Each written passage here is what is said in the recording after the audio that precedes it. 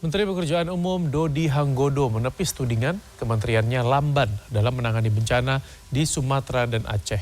Menteri Dodi pun mengklaim 52 hari pasca bencana, beberapa jalan dan jembatan nasional di daerah terdampak bencana sudah terhubung.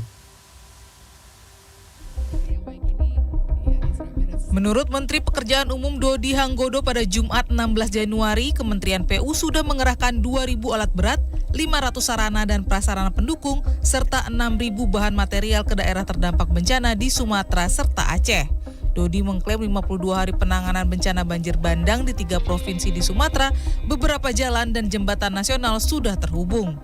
Meski demikian, di beberapa lokasi perbaikan sarana infrastruktur terkendala akses dan kebutuhan alat berat yang kurang. Kementerian PU menargetkan perbaikan sarana prasarana di wilayah terdampak bencana akan rampung sebelum bulan Ramadan.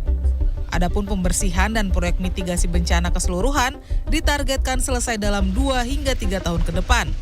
Kendala terbesar kita adalah manakala kita harus masuk ke perumahan. Itu jalan-jalannya kan kecil.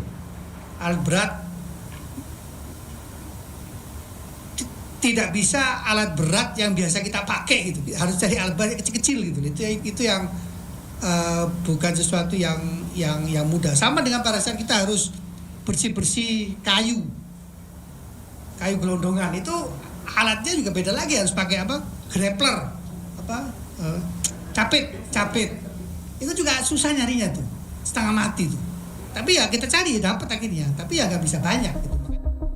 Sementara Dirjen Bina Administrasi Kewilayahan Kementerian Dalam Negeri Safrizal Zea menegaskan, pemerintah berkomitmen mempercepat upaya pemulihan daerah terdampak bencana Sumatera dan Aceh. Sesuai instruksi Presiden Prabowo, seluruh sumber daya diarahkan untuk mendukung pemulihan wilayah terdampak. Penyelesaian rencana induk penanggulangan bencana di Aceh harus rampung pada Maret 2026. Hal itu dilakukan agar dana efektif sebesar Rp307 miliar dapat segera dirasakan manfaatnya oleh masyarakat yang terdampak bencana.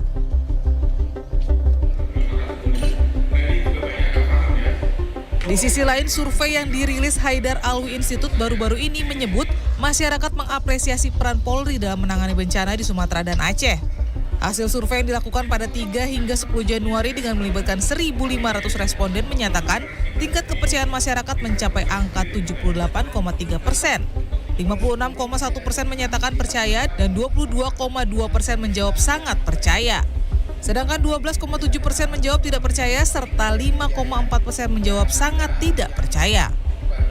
Saya tidak ingin membandingkan karena memang bukan tupoksi saya membandingkan kinerja institusi lain, tapi masyarakat bisa lihat dengan membaca hasil survei yang dilakukan Haidar Alwi Institute bahwa Polri sekarang sudah